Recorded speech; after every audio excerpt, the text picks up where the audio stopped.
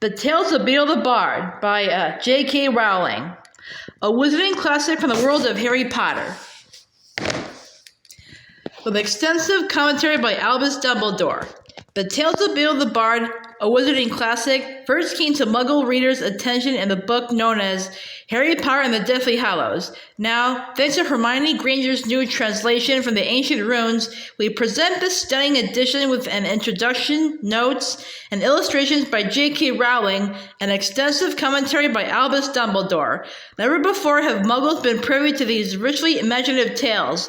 The Wizard and the Hopping Pot, The Fountain of Fair Fortune, The Warlock's Hairy Heart, Babbitty Rabbitty and her Cackling Stump, and of course, The Tale of the Three Brothers. But not only are they the equal of fairy tales we now know and love, reading them gives new insight into the world of Harry Potter.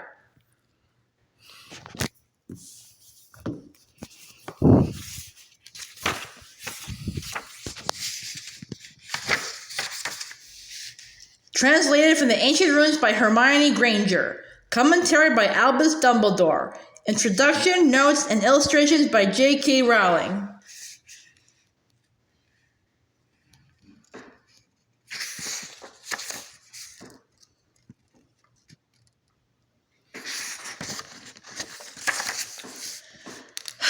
Introduction. The Tales of Beedle the Bard is a collection of stories written for young wizards and witches. They have been popular bedtime reading for centuries, with the result that the Hopping Pot and the Fountain of Fair Fortune are as familiar to many of the students at Hogwarts as Cinderella and Sleeping Beauty are to Muggle, non-magical children.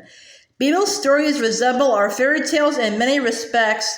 For instance, virtue is usually rewarded and wickedness punished. However, there is one very obvious difference. In Muggle fairy tales, magic tends to lie at the root of the hero's or heroine's troubles. The Wicked Witch has poisoned the apple, or put the princess into a 100-year sleep, or turned the prince into a hideous beast.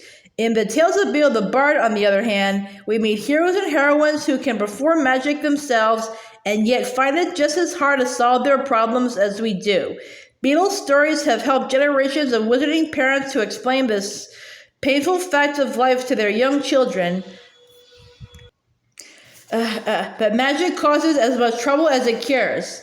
Another notable difference between these fables and their Muggle counterparts is that Beedle's witches are much more active in seeking their fortunes than our fairy tale heroines.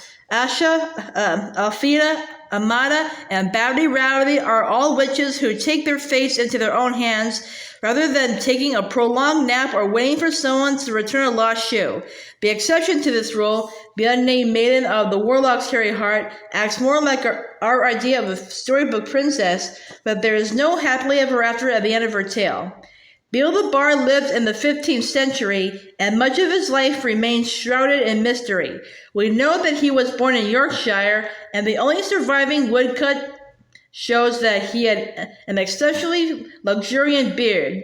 If his stories accurately reflect his opinions, he rather liked Muggles, whom he regarded as ignorant rather than malevolent. He mistrusted dark magic, and he believed that the worst excesses of wizard kind sprang from the all-too-human traits of cruelty, apathy, or arrogant misapplication of their own talents. The heroes and heroines who triumph in his stories are not those with the most powerful magic, but rather those who demonstrate the most kindness, common sense, and ingenuity. One modern-day wizard who held very similar views was, of course, Professor Albus Percival Wulfric Brian Dumbledore, Order of Merlin First Class, Headmaster of Hogwarts School of Witchcraft and Wizardry, Supreme Mugwump of the International Confederation of Wizards, and Chief Warlock of the Wizengamot. The similarity of outlook notwithstanding, it was a surprise to discover a set of notes on the Tales of Beedle the Bard among the many papers that Dumbledore left in his will to the Hogwarts archives. Whether this commentary was written for its own satisfaction or for future publication, we shall never know. However, we have been graciously granted permission by Professor Minerva McGonagall, now headmistress of Hogwarts, to print Professor Dumbledore's notes here, alongside a brand new translation of the tales by Hermione Granger.